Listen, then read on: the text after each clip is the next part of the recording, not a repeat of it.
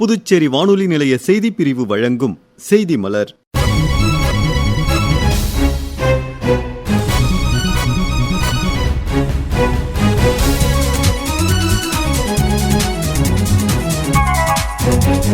புதுச்சேரியில் குடியரசு துணைத் தலைவர் திரு ஜக்தீப் தங்கர் பங்கேற்ற நிகழ்ச்சிகள் மற்றும் சர்வதேச யோகா தின விழா ஆகியவை குறித்த தொகுப்புகள் இன்றைய மலரில் இடம்பெறுகின்றன.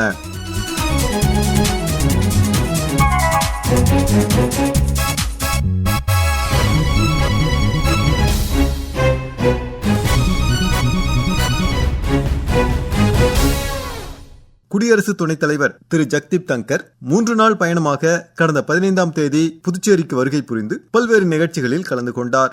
கடந்த 16ஆம் தேதி ஜிப்மரில் நடைபெற்ற நிகழ்ச்சியில் தேசிய வளர்ச்சியில் சுற்றுச்சூழல் பாதுகாப்பின் பங்கு என்ற தலைப்பில் மாணவர்களுடன் கலந்துரையாடினார்.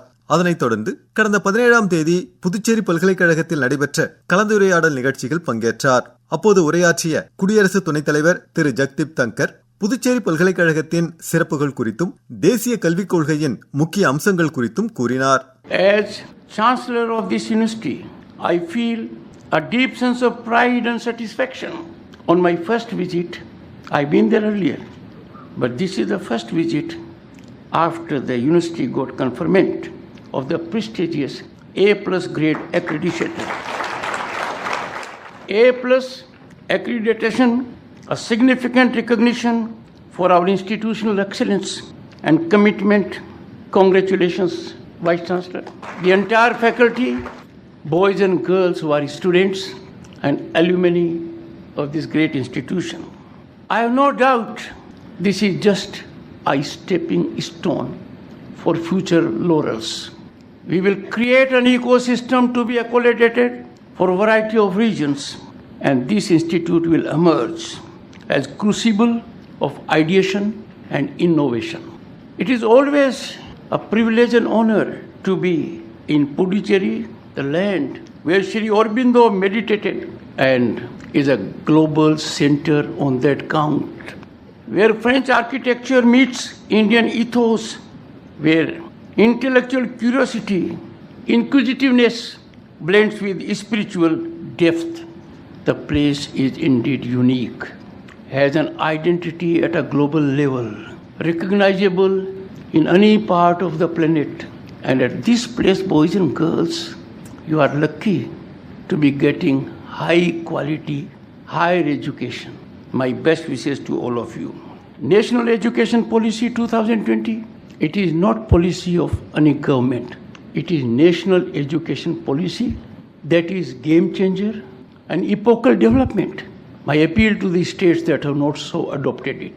And those that have adopted, I call upon universities, academic institutions to realize what is given in the policy. Let our boys and girls be fully aware the benefits of the policy. Please have workshops. Once they will come to know for the first time, they will realize our national education policy is the best in the world because it allows you to distance from degrees. It allows you to fully exploit your talent and potential. It allows you when it gives premium to your attitude. It allows you multi-courses. It allows optimal utilization of time. Because the world is changing too fast for us. We never thought there will be something as dramatic as industrial revolution. But disruptive technologies have shaken us.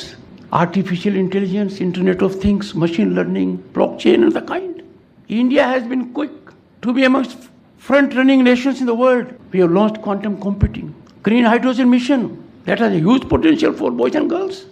But we have to realize our artificial intelligence has entered our workspace, entered our home, entered our mind. We have to convert this challenge into opportunities, and I'm sure you will grab this. It has enormous potential for you. இந்நிகழ்ச்சியில் துணைநிலை ஆளுநர் திரு கைலாஷ்நாதன் உரையாற்றிய போது, Today, the world is looking forward. India is a leader in ideas, technology, peace and progress. This global aspiration can only be realized if the youth are empowered and enlightened. Honorable Prime Minister Sri Narendra Modi rightly said, Yuva Shakti is the driving force behind Vikasit Bharat. Today's youth are not just job seekers, They're job creators, change makers, and nation builders. Education is not just degrees.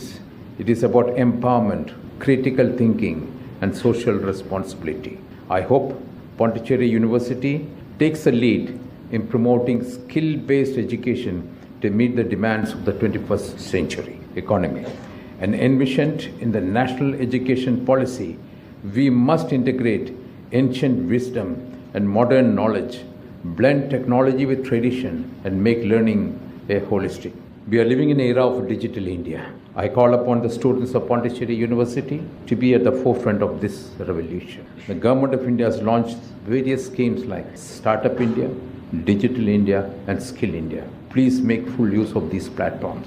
The world of the future will belong to those who think differently. Dear students, you are the torchbearers of India's future. இந்நிகழ்ச்சியில் முதலமைச்சர் திரு ரங்கசாமி தமது உரையில், ஒரு சிறந்த பல்கலைக்கழகம் நம்முடைய புதுச்சேரி பல்கலைக்கழகம். இங்கே விரும்பி படிக்க வருகின்ற மாணவர்களுடைய எண்ணிக்கை ஓராண்டும் அதிகரித்து வருவதை நாம் காணலாம். சில பாடப்பிரிவுகள் ஆரம்பிக்கப்பட்ட இந்த பல்கலைக்கழகம் இப்பொழுது பல பிரிவுகளில் சிறந்து விளங்குகின்ற பாடங்களை கொண்டு மாணவர்களுக்கு தொடர்ந்து ஒரு நல்ல கல்வியை கொடுத்து வருவது என்பது உங்களுடைய பாராட்டுக்குரிய ஒன்று. பொதுவாக பூச்சேரி பல்கலைக்கழகம் சொல்லும்போது பூச்சேரி மாணவர்கள் எதிர்பார்ப்பு நமக்கு இடங்கள் எல்லா படிப்பிலும் கிடைக்க வேண்டும், எல்லா பட்டப்படிப்பிலும் கிடைக்க வேண்டும் என்று எண்ணுவது வழக்கம். ஆனால் ஒரு குறிப்பிட்ட சில பட்டப்படிப்புகள் மட்டும் இங்கே ஒரு சில சதவீதங்கள் இடங்கள் வழங்கப்பட்டு வருகின்றன. இப்போ நாங்கள் எல்லாம் கேட்பது 25 விழுக்காடு இடங்கள் நம்முடைய புதுச்சேரி சார்ந்த மாணவர்களுக்கு கிடைக்க வேண்டும். அந்த மரியாதைக்கு நம்ம அவங்களுக்கு இந்திய கூடிய துணைத் தலைவரிடம் கேட்டிருக்கின்றோம், வலியுறுத்தி இருக்கின்றோம். பொதுவாக கல்வி அப்படின்னு சொல்லும் பொழுது ஒரு நல்ல கல்வி, தரமான கல்வி மாணவர்களுக்கு கிடைக்க வேண்டும் என்று எதிர்பார்ப்பது பெற்றோருடைய எண்ணம். அப்படிப்பட்ட ஒரு நல்ல கல்வி, தரமான கல்வி என்பது இருந்தால்தான் நாம் படிக்கின்ற ஒரு படிப்பிற்கு அந்த கல்விக்கு முழு அளவில் மரியாதை உண்டு என்பது என்னுடைய எண்ணம். எல்லா நிலையிலும் கல்வி நம்முடைய பிள்ளைகள் கிடைக்க வேண்டும் என்ற எண்ணத்தோடு மத்திய அரசானது அதிக நிதியை ஒதுக்கி எல்லோருக்கும் என்ற கல்வி நிலையை உருவாக்கி கொடுத்து கொண்டிருக்கிறது. அந்த கல்வியுடைய வளர்ச்சியில் நம்முடைய புதுச்சேரி பல்கலைக்கழகம் ஒரு பங்காக இருப்பதை நாம் பார்க்கணும். ஒரு சிறந்த கல்வியை கொடுக்கின்ற ஒரு பல்கலைக்கழகமாக இருந்து கொண்டிருப்பதை பார்க்கின்றோம். இங்கே படிக்கின்ற மாணவர்கள் சிறந்த மாணவர்களாக வர வேண்டும், எல்லோரும் பாராட்டப்படுகின்ற மாணவர்களாக வர வேண்டும் என்பதுதான் நம் அனைவருடைய எண்ணமாகும். மேலும் இந்நிகழ்ச்சியில் சட்டப்பேரவைத் தலைவர் திரு செல்வம், அமைச்சர்கள் திரு நமச்சிவாயம், திரு சாய் ஜே சரவணன்குமார், நாடாளுமன்ற மக்களவை உறுப்பினர் திரு வைத்தியலிங்கம், மாநிலங்களவை உறுப்பினர் திரு செல்வ கணபதி, சட்டமன்ற உறுப்பினர் திரு கல்யாண சுந்தரம், தலைமைச் செயலர் டாக்டர் சரத் சௌஹான், புதுச்சேரி பல்கலைக்கழக துணைவேந்தர் பேராசிரியர் பிரகாஷ் பாபு, பேராசிரியர்கள், மாணவ மாணவிகள் ஆகியோரும் கலந்து கொண்டனர். 11வது சர்வதேச யோகா தின விழா நேற்று கொண்டாடப்பட்டது. புதுச்சேரி கடற்கரை சாலையில் உள்ள காந்தி திடலில் நடைபெற்ற விழாவை துணைநிலை ஆளுநர் திரு கைலாஷ்நாதன் கலந்து கொண்டு தொடக்கி வைத்தார். இவ்விழாவில் முதலமைச்சர் திரு ரங்கசாமி தமது சிறப்புரையில், யோகா ஒரு கலை, அந்த கலை நம்முடைய பாரத நாட்டினுடைய பெருமையை விளக்குகின்ற ஒன்றாக இருப்பதை நாம் பார்க்கின்றோம். முனிவர்கள் இந்த யோகா கலையை நமக்கு கொடுத்திருக்கின்றார்கள். ஆரோக்கியமான வாழ்விற்கு யோகா மிக அவசியமான ஒன்று. இதனை உலக நாடுகள் அனைத்தும் அறிய வேண்டும் என்ற நிலையில் நம்முடைய பாரத பிரதமர் அவர்கள் எடுத்த முயற்சி என்பது வெற்றி பெற்றிருக்கிறது. மனம் அமைதியோடு இருந்தால் உடல் ஆரோக்கியமாக இருக்க முடியும். நாம் பார்க்கலாம், யோகா கற்று தெரிந்தவர்கள், யோகா செய்து கொண்டிருப்பவர்கள் எப்பொழுதும் ஆரோக்கியமான இருப்பதை நாம் பார்க்கின்றோம். வயது முதிர்வு என்பதை அறிய முடியாத நிலையில் அவருடைய உடல் இருப்பதை நாம் பார்க்கலாம். நோயற்ற வாழ்வு என்பது மிக அவசியமான ஒன்று. அந்த நோயற்ற வாழ்வுக்கு யோகா கலை மிக அவசியம். இதை ஒரு கலையாக எடுத்து நாம் யோகாவை வளர்த்து ஆரோக்கியமாக வாழ்வோம். இந்த சர்வதேச யோகா கலையை நாம் நம்முடைய புதுச்சேரி மாநிலத்தில் பல ஆண்டுகளாக நடத்தி கொண்டிருக்கின்றோம், பரிசுகள் வழங்கி கொண்டிருக்கின்றோம். எத்தனையோ வெளிநாட்டை சார்ந்த நிபுணர்கள், வல்லுநர்கள் இங்கே வந்து இந்த யோகா கலையை வளர்த்து கொடுத்து கொண்டிருக்கின்றார்கள். அவருக்கு என்னுடைய மனமார்ந்த நன்றியை நான் தெரிவித்துக் கொள்கின்றேன். சர்வதேச யோகா தின விழா புதுச்சேரியில் சிறப்பாக கொண்டாடப்படுகின்றது.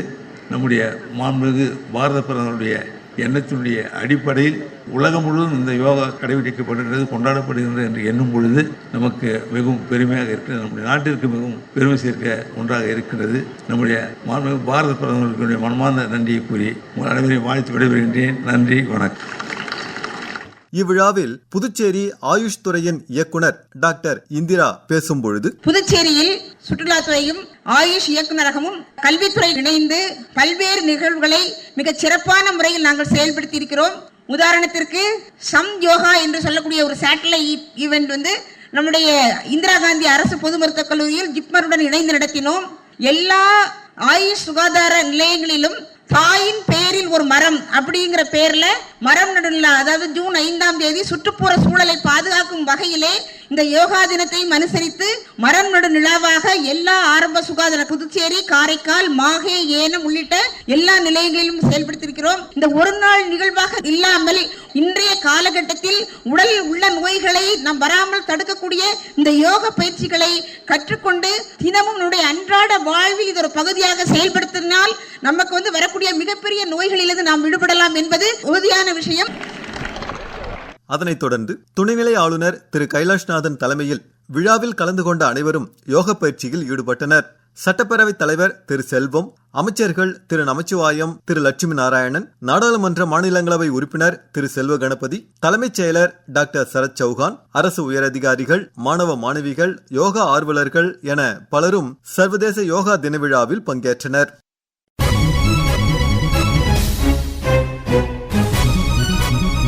நேயர்கள் இதுவரை கேட்டது செய்தி மலர்.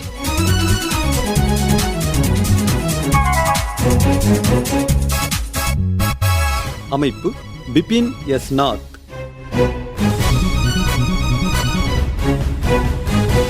அமைப்பில் உதவி பி இளஞ்செழியன். படைப்பு ஆகாஷ்வாணி புதுச்சேரியின் மண்டல செய்தி பிரிவு.